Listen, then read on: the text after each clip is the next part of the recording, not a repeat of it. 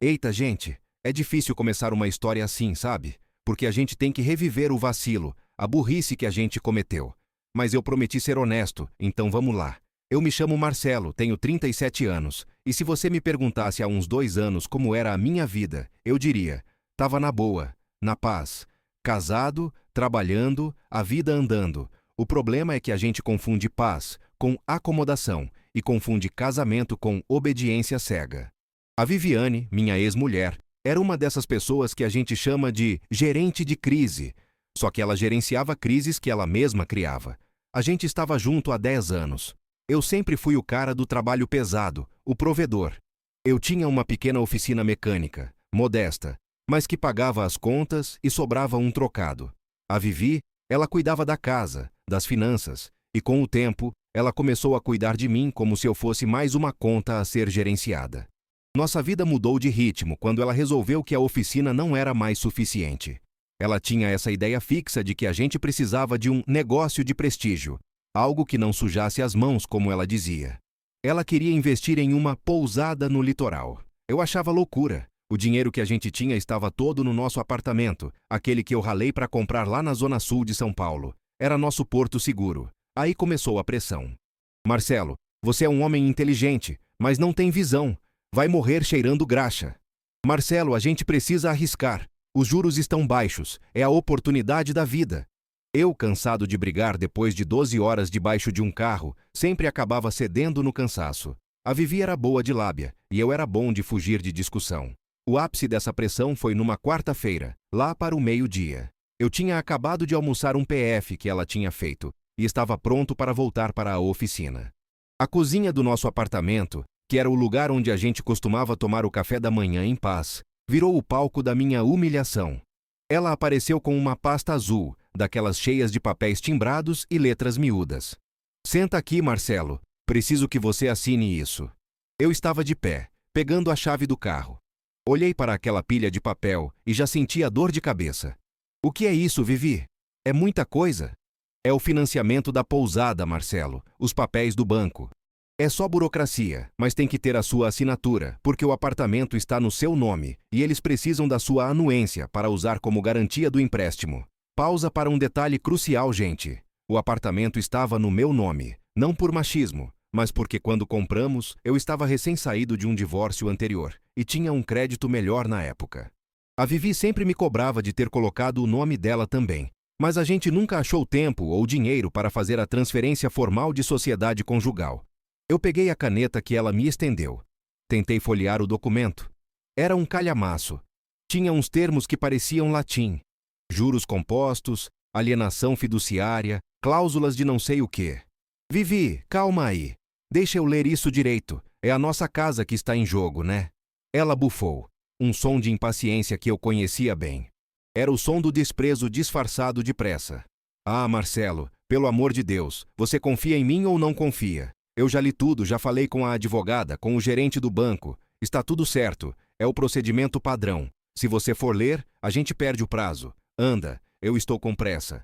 Ela cruzou os braços, apoiada no balcão de mármore, e a sombra dela cobriu a folha de papel.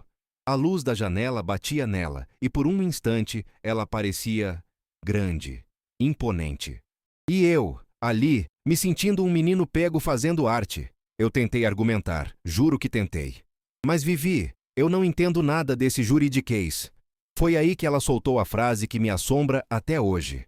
A frase que deveria ter sido um alarme de incêndio, mas que eu ouvi como um pedido chato de uma esposa cansada. Ela disse com a voz baixa, quase um sussurro, mas carregada de veneno: Marcelo, não enche, é só assinar e obedecer. Eu estou cuidando de tudo. Você não precisa pensar, só fazer o que eu estou pedindo. Só assinar e obedecer. Parem e pensem comigo, plateia. O que um homem de quase 40 anos faz quando a mulher dele, a mãe dos filhos dele... A gente não tinha filhos, mas a ideia era essa. A família. Fala isso? A gente se sente pequeno, humilhado. Mas no meu caso, a humilhação veio misturada com uma preguiça mental gigante. Eu pensei, quer saber? Ela está certa. Ela se dedicou a essa pesquisa. Ela falou com gente. Eu confio nela.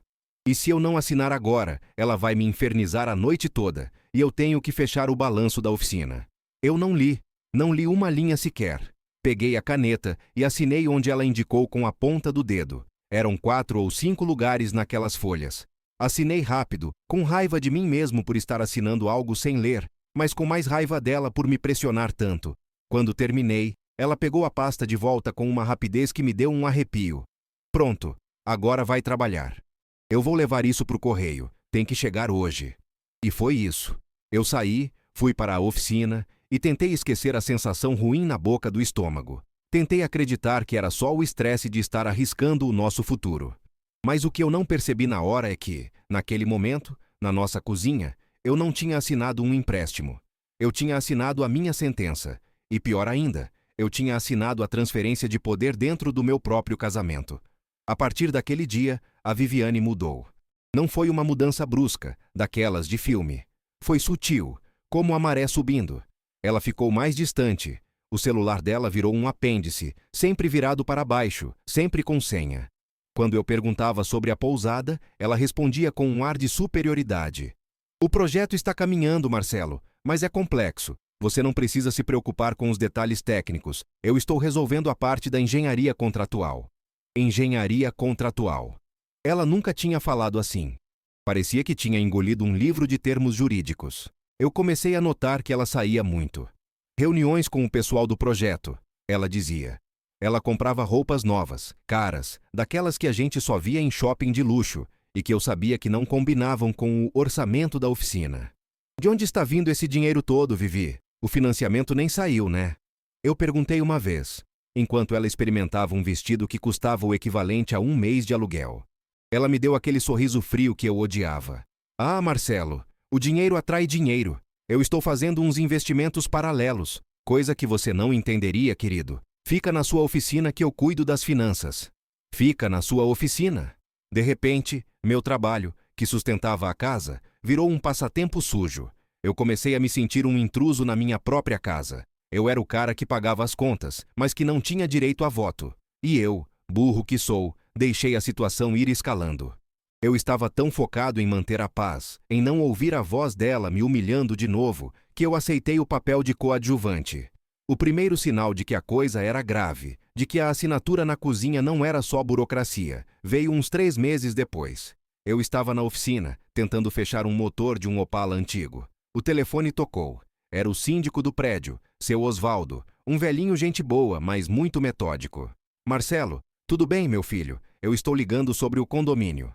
Pode falar, seu Osvaldo. A gente pagou na semana passada, não foi? Pagou sim.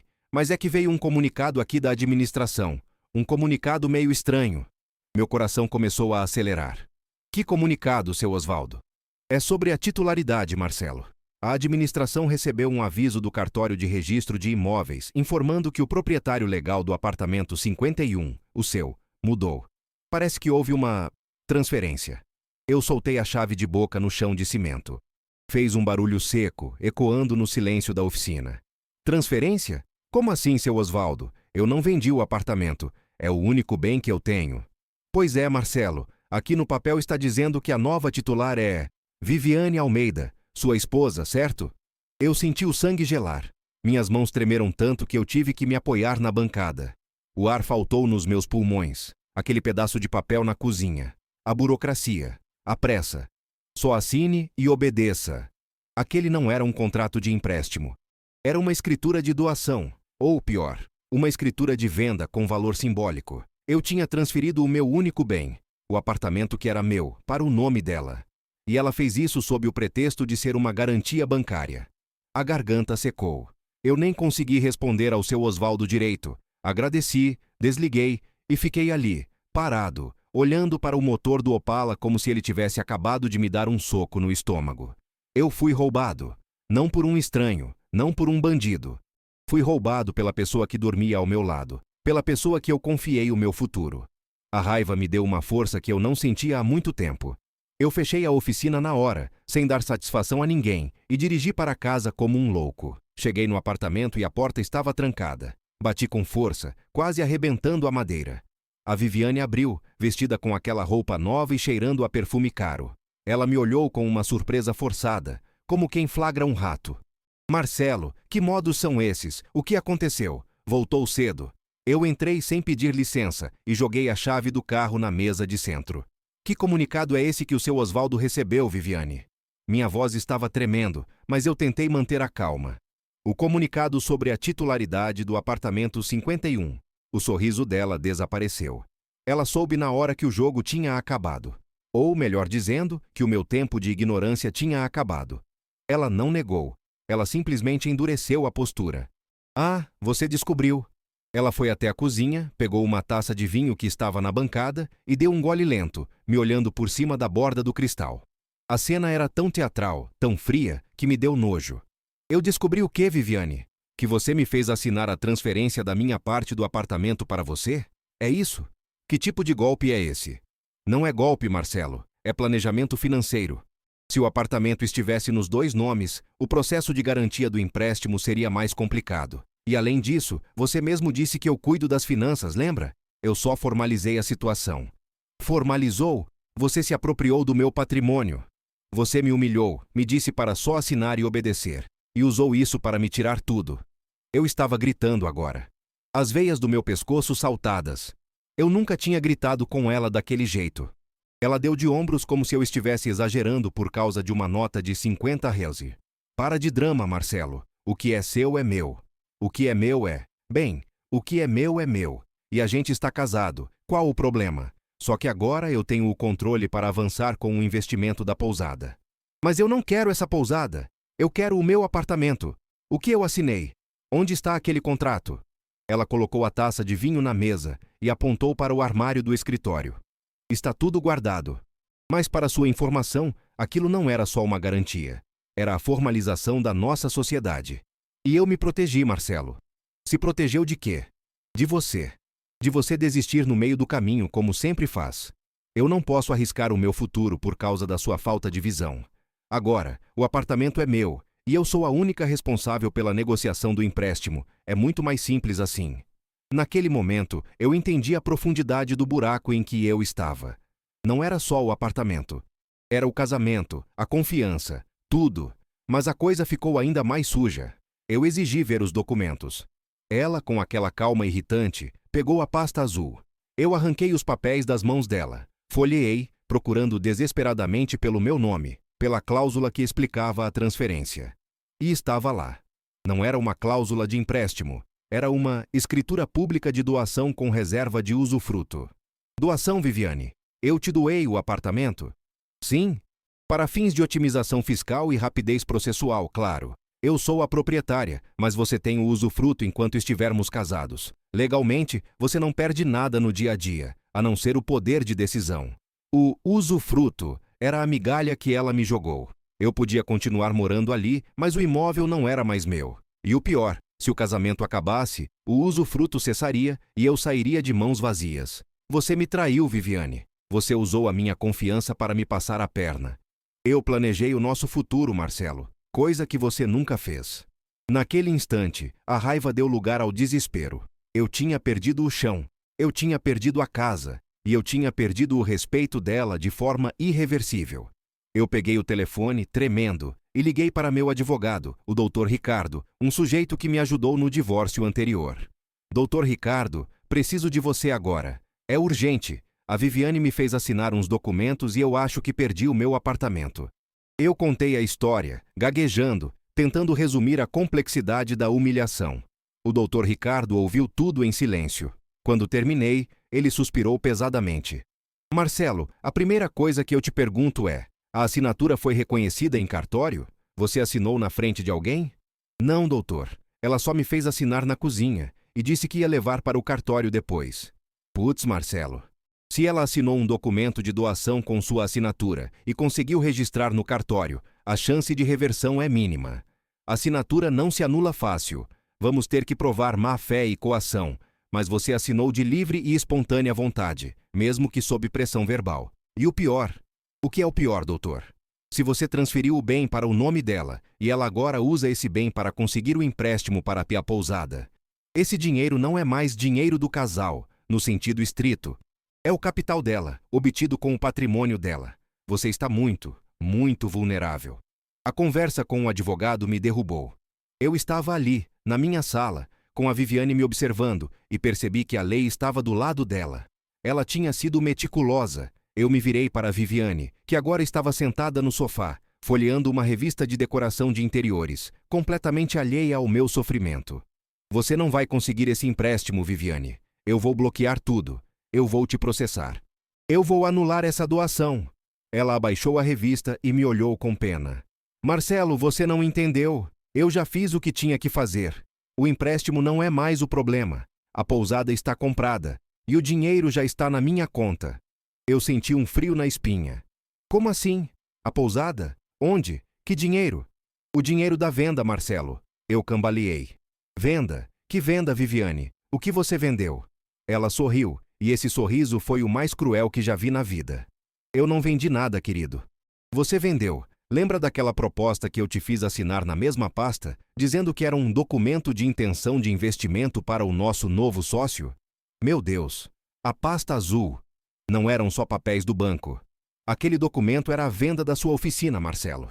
Você transferiu o CNPJ e todos os ativos para o meu nome, e eu vendi a empresa para o nosso sócio na semana passada.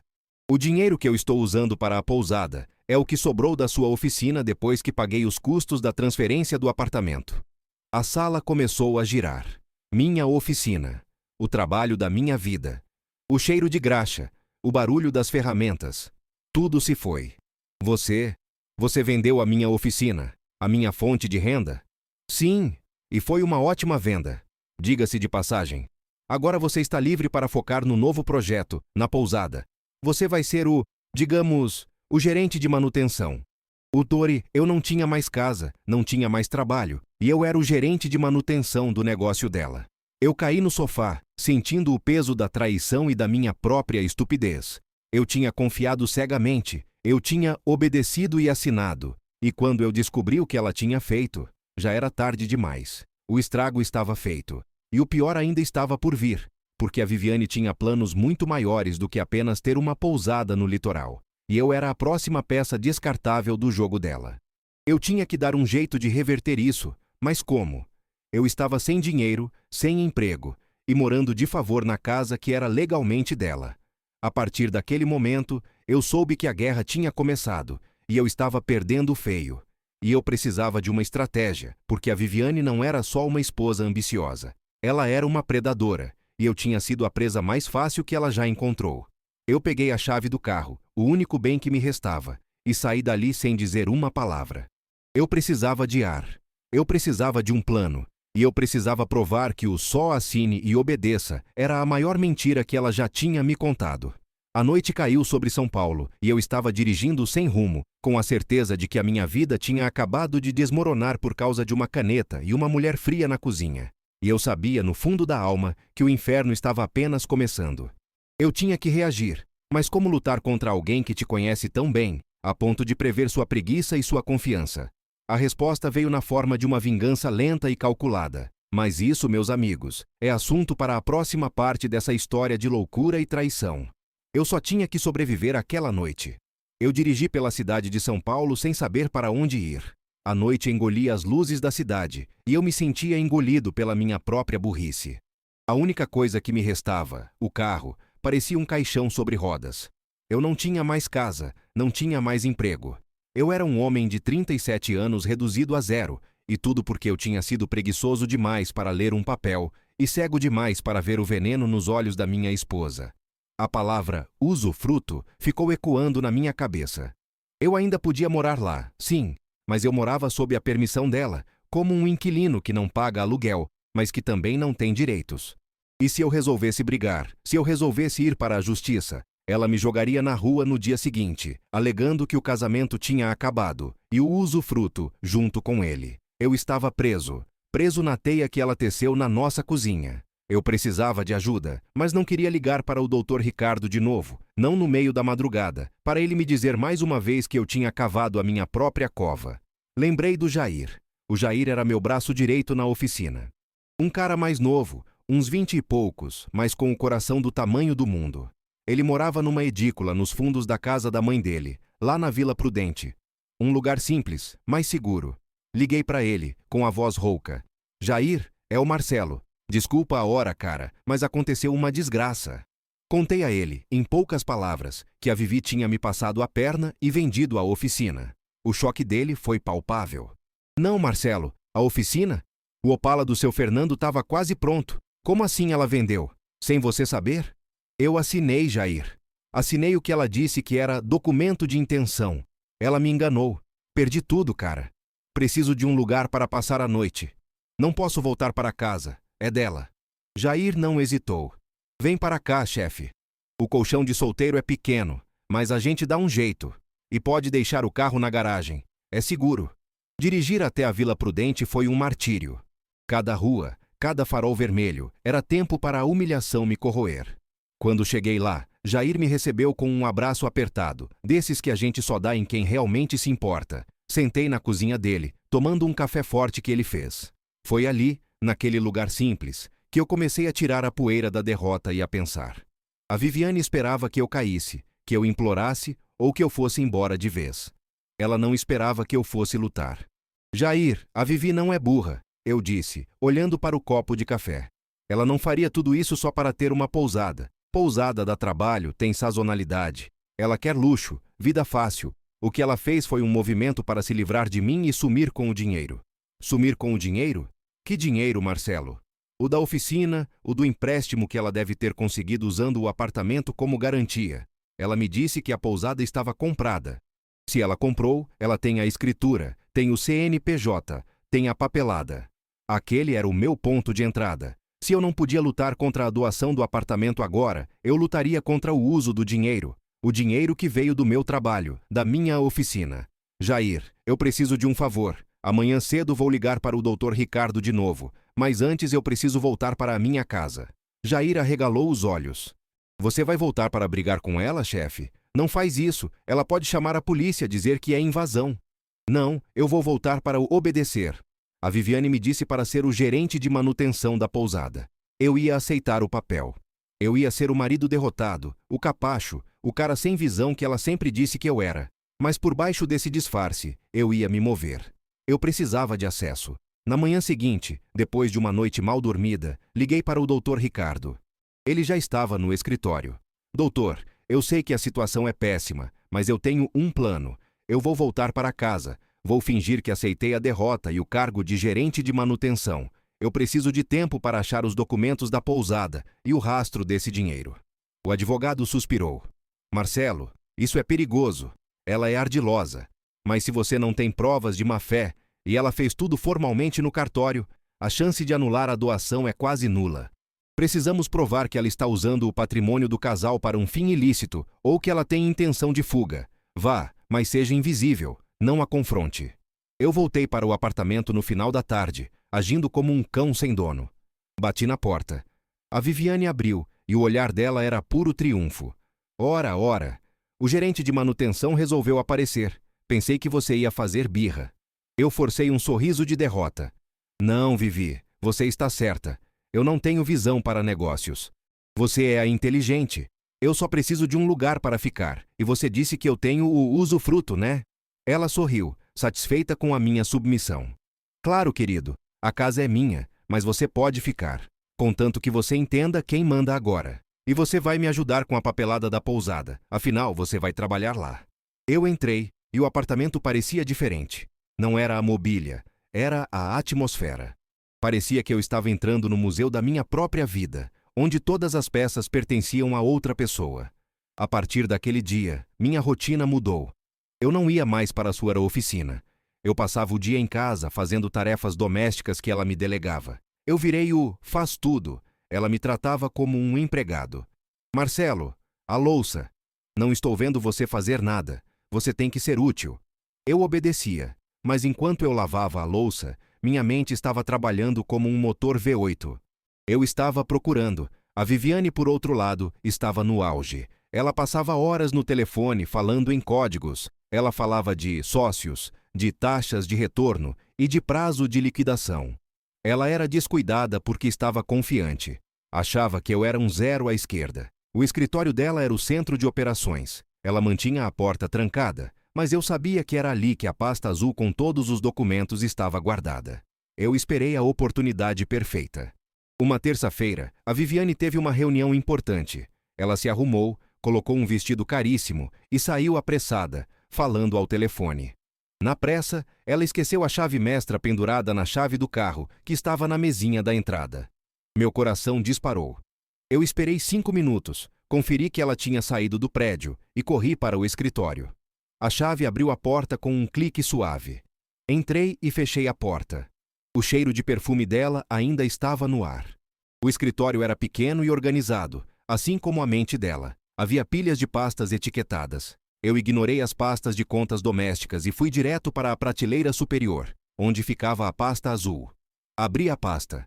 Ali estavam os documentos da doação do apartamento e a papelada da venda da minha oficina. Eu tirei fotos de tudo com o meu celular, garantindo que o Dr. Ricardo teria material para trabalhar. Mas o que me interessava era a pousada. Encontrei uma pasta chamada Projeto Mar Azul. Dentro havia a escritura de compra da pousada. O nome do imóvel era Pousada Vivenda do Sol, localizada em Ubatuba, no litoral norte de São Paulo.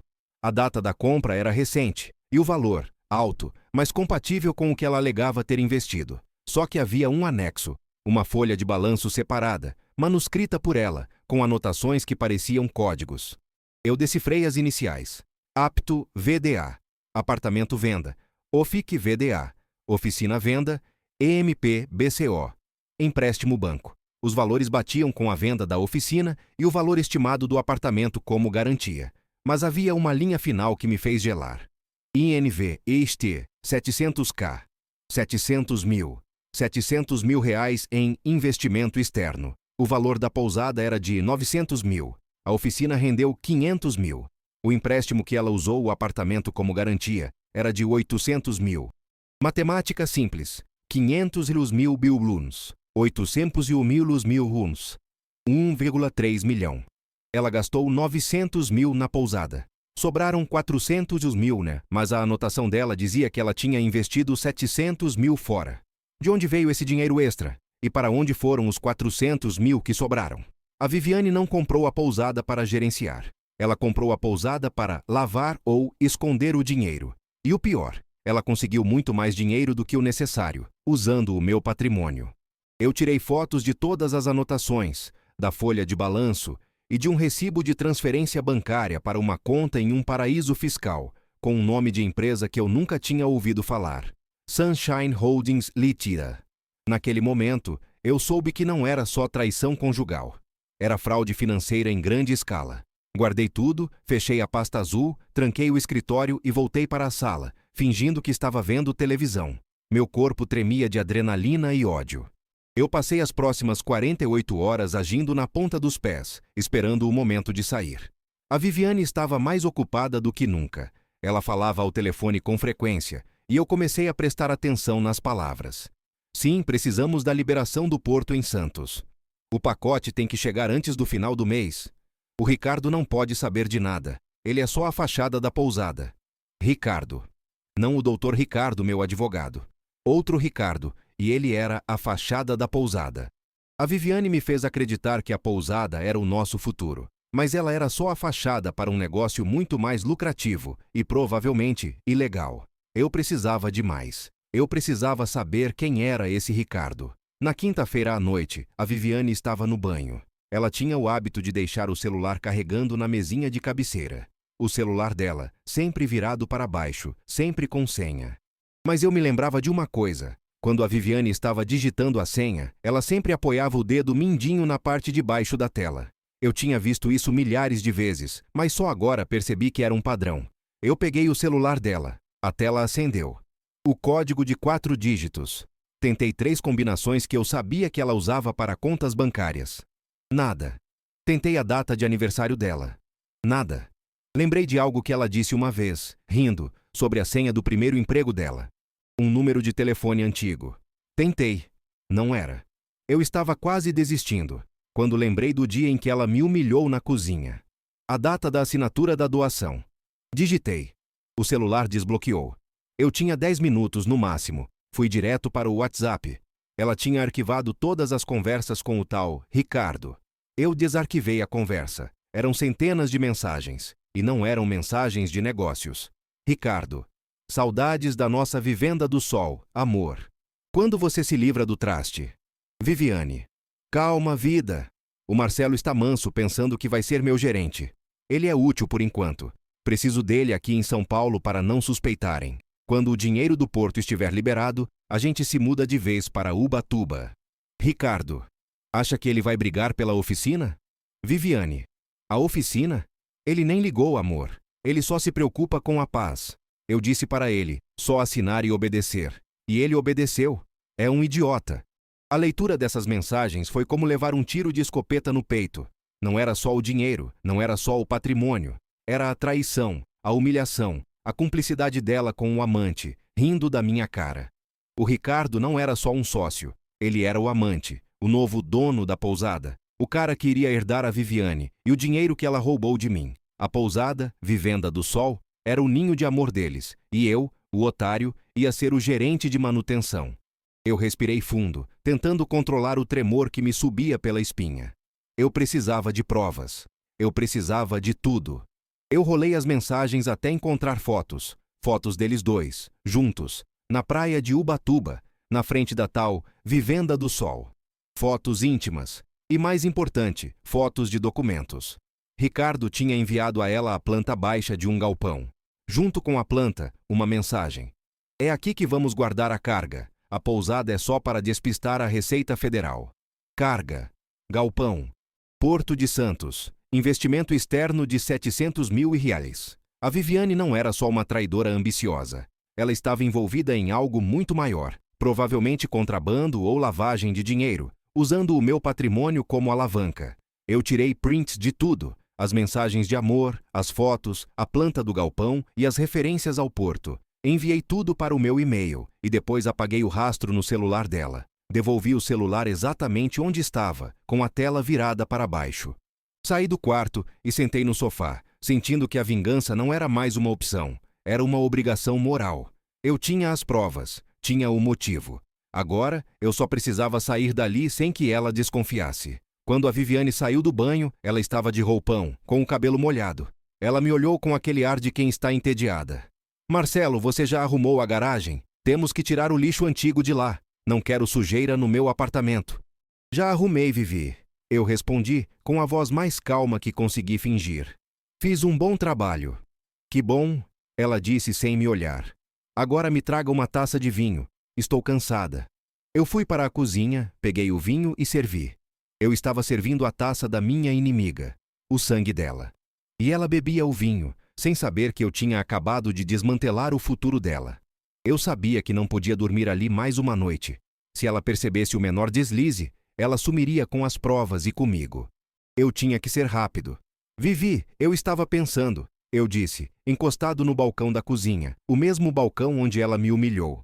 Já que eu vou ser o gerente de manutenção da pousada, eu preciso ir para Ubatuba. Preciso inspecionar o local, ver o que precisa de reforma, planejar o trabalho. Ela me olhou desconfiada. Para que essa pressa? Eu ainda estou resolvendo a parte da documentação final. É só para adiantar. Eu insisti. Eu estou sem fazer nada aqui. Posso ir amanhã de manhã dar uma olhada. O carro ainda está no meu nome, né?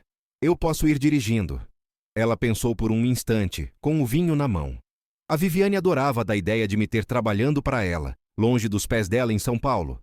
E claro, o carro era a única coisa que ela ainda não tinha conseguido passar para o nome dela. Tudo bem, ela cedeu. Mas você vai por conta própria, viu? Não gaste demais com combustível. E me ligue quando chegar lá. Vitória. Eu tinha a desculpa perfeita para fugir. Naquela noite, eu fingi dormir no quarto de hóspedes. Às 5 da manhã, antes do sol nascer, eu estava de pé. Coloquei as poucas roupas que me restavam numa mochila. Peguei o meu notebook, onde eu tinha salvo as fotos das provas, e a chave do carro. Deixei a Viviane dormindo, rindo em silêncio da minha própria saída. Eu não estava fugindo. Eu estava me posicionando para o ataque. Eu desci as escadas do prédio, entrei no meu carro e dirigi para o leste, na direção da rodovia dos Tamoios, que leva para Ubatuba. Eu estava indo para o ninho de amor dela, mas não como o gerente de manutenção. Eu estava indo como o exterminador. No caminho, liguei para o Dr. Ricardo, e desta vez, minha voz não estava trêmula de desespero, mas de determinação fria. Dr. Ricardo, eu consegui as provas. Não é só a doação, é fraude bancária, é lavagem de dinheiro, e eu acho que contrabando. Ela usou o apartamento e a oficina para financiar uma operação criminosa com o amante dela, um tal de Ricardo. Eu estou indo para Ubatuba agora. Preciso que você entre com um pedido de bloqueio imediato das contas dela e da Sunshine Holdings. E por favor me encontre lá. Eu tenho as coordenadas da pousada. O Dr. Ricardo ficou em silêncio por um momento, absorvendo a magnitude da informação. Marcelo, você foi de vítima a detetive em 2 dias. Isso muda tudo. Não é mais uma briga conjugal por patrimônio. É caso de Polícia Federal. Eu vou acionar meu contato no Ministério Público. Não vá confrontar ninguém, Marcelo. Você é a única testemunha que temos. Não se preocupe, doutor. Eu não vou confrontar. Eu vou observar. Eu preciso entender a profundidade desse buraco antes de fechar ele. Eu desliguei o telefone e senti o peso da responsabilidade. Eu não estava mais lutando pelo apartamento. Estava lutando pela minha dignidade e talvez pela minha segurança. A Viviane e o Ricardo eram perigosos. Cheguei em Ubatuba no final da manhã. A cidade estava cheia de sol e cheiro de maresia. Eu tinha as coordenadas da Vivenda do Sol. Estacionei o carro longe, em uma rua discreta. Peguei a mochila e caminhei. A Vivenda do Sol não era uma pousada. Era uma mansão de luxo, com piscina infinita e vista para o mar, escondida atrás de muros altos e cercas elétricas. Era um forte. Eu observei de longe, escondido atrás de uma touceira de hibiscos. Vi um carro de luxo parado na garagem. E na varanda, vi Viviane. Ela estava de biquíni, tomando sol, com um homem musculoso ao lado, o Ricardo. Eles estavam rindo, brindando com taças de champanhe. Brindando com o dinheiro da minha oficina, da minha casa. O ódio que senti foi puro e gelado. Eu tinha que agir rápido. Mas como? Eu não podia arriscar minha vida entrando naquele lugar. Lembrei da planta do galpão que o Ricardo tinha enviado no WhatsApp. O galpão não ficava na pousada. Ficava perto do porto, em uma área industrial. A pousada era a fachada. O galpão era o centro da operação. Eu tinha que ir para o galpão. Eu precisava saber o que era a carga que a Viviane e o Ricardo estavam esperando. Eu precisava de provas irrefutáveis de algo que fosse além da fraude, algo que garantisse que ela pagaria caro. Eu voltei para o carro, reajustei o plano. O Dr. Ricardo estava vindo. Eu precisava ganhar tempo e encontrar a peça final do quebra-cabeça. Eu liguei para o Jair. Jair, eu preciso de um favor de novo. Você conhece alguém em Santos que trabalhe no porto, que saiba de movimentação de carga suspeita? Jair, que tinha trabalhado em transportadora antes de virar mecânico, disse: Conheço um primo, o Zeca. Ele trabalha na segurança portuária. Por quê? Diga a ele que eu estou investigando uma carga de alto valor que deve ser liberada nos próximos dias, usando o nome de Sunshine Holdings, Liada. Diga que é urgente e que é a vida de um amigo que está em risco. E Jair, não confie em ninguém. Mantenha isso em segredo absoluto. Eu peguei a estrada de novo, rumo ao Porto de Santos. Eu estava correndo contra o tempo, com a Viviane e o amante dela a poucas horas de mim, prontos para sumir com o que restava do meu futuro. Eu não era mais o Marcelo que assinava e obedecia. Eu era um homem caçado, mas agora eu tinha as armas e o alvo. A próxima parada era Santos, e eu esperava que o que eu encontrasse lá me desse a munição final para acabar com o reinado de terror da Viviane. Eu só tinha que torcer para não ser pego antes de conseguir entregar as provas. O jogo virou, e agora era tudo ou nada. Mas isso, meus amigos, fica para o final dessa história. A estrada para Santos parecia interminável. Eu estava dirigindo o único bem que me restava, meu carro, e sentia que cada quilômetro era uma fuga, e ao mesmo tempo, uma aproximação do meu destino. Eu não era mais o Marcelo pacato, o cara que só queria a paz depois de um dia de trabalho. Eu era um homem com uma missão, e o cheiro de maresia de Santos, misturado com o cheiro de diesel do porto, era o perfume da minha vingança. Cheguei em Santos no meio da tarde. A cidade portuária é um formigueiro. Encontrei o Zeca, o primo do Jair, num bar pé sujo perto do cais. Ele era um segurança parrudo, com cara de poucos amigos, e me olhou desconfiado. Você é o Marcelo, o patrão do Jair? Sou eu, Zeca. Obrigado por vir. Eu preciso de informação urgente sobre uma empresa chamada Sunshine Holdings Ltda. Eu mostrei a ele o print da transferência bancária e a menção da carga que a Viviane e o Ricardo esperavam. Zeca olhou o papel, assobiou baixo e me puxou para um canto. Essa Sunshine Holdings é uma casca, Marcelo. Essas empresas fantasmas aparecem e somem aqui no porto. Elas sempre trabalham com importação de eletrônicos de alto valor, mas o que elas fazem é subfaturar a carga. É contrabando de luxo, sabe? Eles declaram que é sucata e trazem TV de plasma, celulares caros. O esquema é grande e eles pagam propina para liberar o container na calada da noite. E a carga? Tem alguma coisa marcada para hoje ou amanhã? Tem um container grande, vindo da China, que está na lista de liberação prioritária para a madrugada. Vai ser transportado em caminhão frigorífico para despistar. O destino final é sempre o mesmo. Um galpão em Ubatuba. Um galpão que fica perto de uma tal de Vivenda do Sol. Bateu. Tudo bateu. A Vivenda do Sol era o ninho de amor e o centro de distribuição. O dinheiro da minha oficina, o dinheiro do empréstimo garantido pelo meu apartamento, tudo estava sendo usado para financiar uma operação de contrabando. Eu agradeci Zeca e paguei a conta. Eu tinha que sair dali rápido. Liguei para o Dr. Ricardo.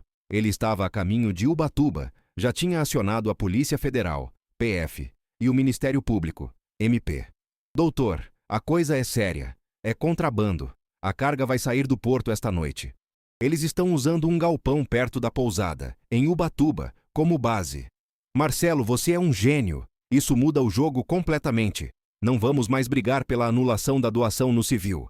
Vamos entrar com uma ação penal por fraude contra o sistema financeiro e contrabando. O confisco dos bens deles é automático. E a cereja do bolo, o apartamento que ela te roubou será visto como patrimônio usado para financiar a atividade criminosa. As chances de reversão para você são enormes. Eu senti um alívio que não cabia no meu peito. A justiça estava começando a se mover. O que eu faço agora, doutor? Volte para Ubatuba. Fique longe da pousada, mas ache o galpão. Precisamos de você para confirmar o momento exato em que a carga chegar. Você é o nosso informante. Voltei para Ubatuba, mas desta vez com a confiança de um espião. Eu tinha a planta baixa que o Ricardo tinha enviado para a Viviane.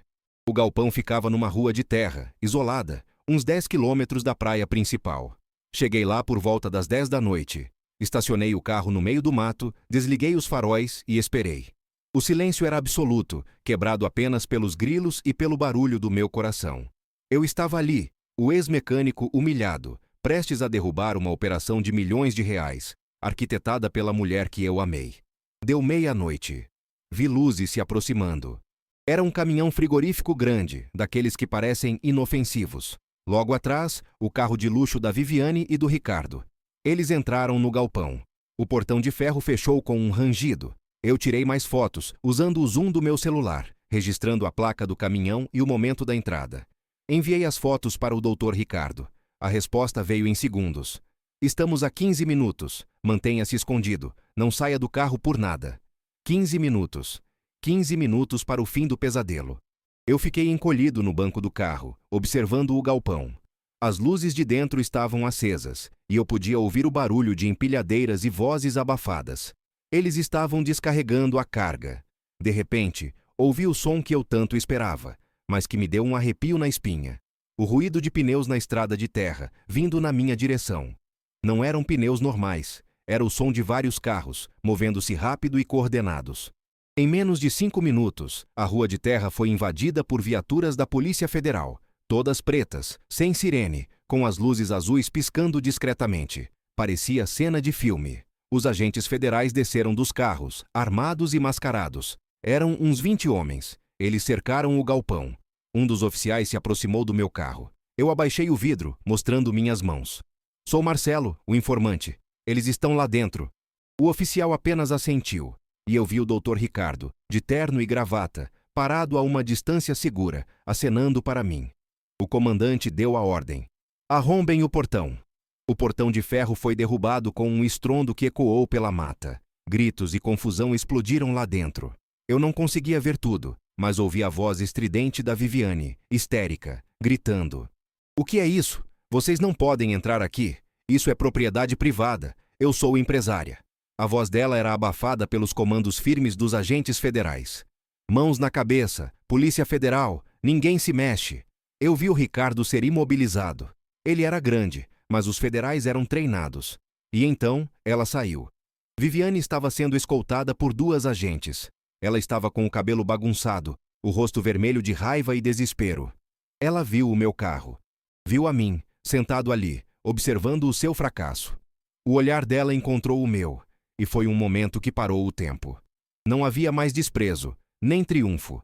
Havia ódio puro e a realização da traição. Ela tentou se soltar das agentes. Marcelo, seu desgraçado, foi você, não foi? Você me entregou. Eu apenas a encarei, sem dizer uma palavra. Eu não precisava. Meu silêncio era a prova de que eu não era mais o homem que só assinava e obedecia.